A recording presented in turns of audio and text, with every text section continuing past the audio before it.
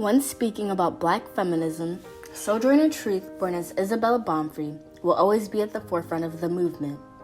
As a former slave who was bought and sold 4 times, Truth ran away and met an abolitionist family who bought her freedom.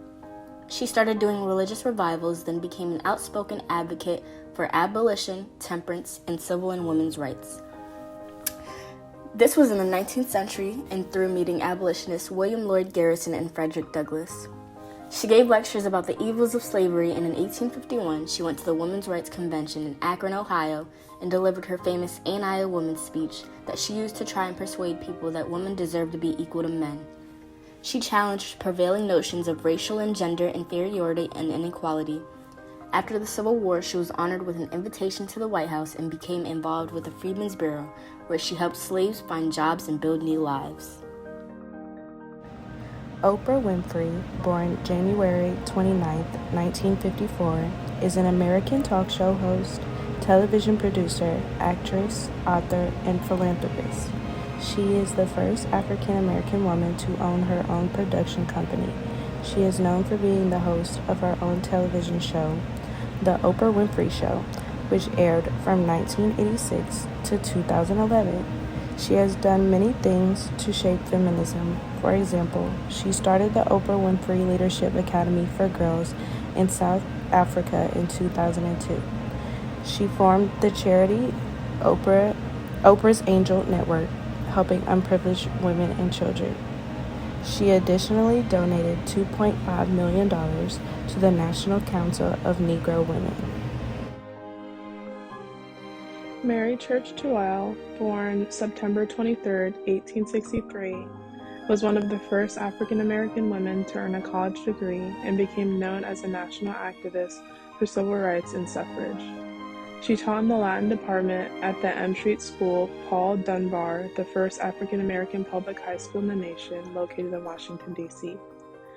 In 1895, she was the first African American woman in the United States to be appointed to the school board of a major city, serving in the District of Columbia until 1906.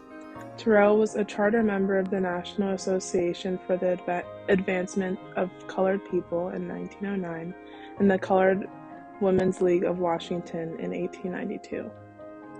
She helped found the National Association of Colored Women and served as its first national president and was a founding member of the National Association of Colored Women in 1923.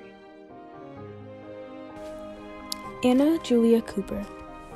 She was a Black liberation activist, author, and the most prominent African American scholar in United States history. In 1892, she published a book entitled A Voice from the South by a Black woman of the South. This book was rooted in Black feminism and was one of the first publications to do so during that time. She then went on to create the Colored Women's League of Washington in 1892 and assisted in opening the first YWCA chapter for Black women. Being that Cooper was a double minority, a woman, and African American, Cooper exuded intersectionality and believed that educating and fostering successful Black women would in turn improve the Black community. Audre Lorde was an American writer, poet, civil rights activist, and feminist. In 1968 is when her career started. Through her work, she talks about her identity as a Black lesbian woman and intersectionality. Lorde wrote for people to be able to have their own identities for themselves outside of stereotypes. This tied into one of her readings, Age, Race, Class, and Sex, Women Redefining Difference. She discusses how our differences are not what is separating us, but is our inability to accept those differences. Audre Lorde was a voice for women who didn't have one. In the book, Age, Race, Class, and Sex, she mentions how Black women make the lowest wages and are targeted victims of abortion and sterilization abuse. She also discussed how Black women literature is not often used in educational systems, with excuses being made, but she identifies the real excuse to be that white women do not and refuse to see themselves the same as Black women. Throughout her life, Audre continued to fight for injustice of Black women, racism, and classism. From 1910 to 1985, Pauli Murray was an American civil rights activist, women's rights activist, lawyer, Episcopal priest, and author. Murray took part in many civil, social, and legal organizations, one of these organizations being NOW, the National Organization of Women, which she co-founded in 1966. Pauli Murray also during her studies at Howard participated in student-led nonviolence protests and assisted in the formation of CORE, the Congress of Racial Equality. As a black lesbian feminist, she also fought for equality of race, religion, and sexuality. In 1977, Murray was the first African American woman to be ordained as an Episcopal priest.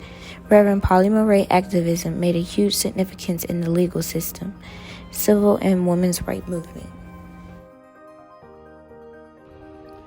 Ida B. Wells was an American journalist, civil rights activist, and feminist in the late 1800s and early 1900s. She wrote about issues of race, gender, and politics. Later on, she became an owner of two newspapers, one known as the Memphis Free Speech and the other known as the Headlight and Free Speech.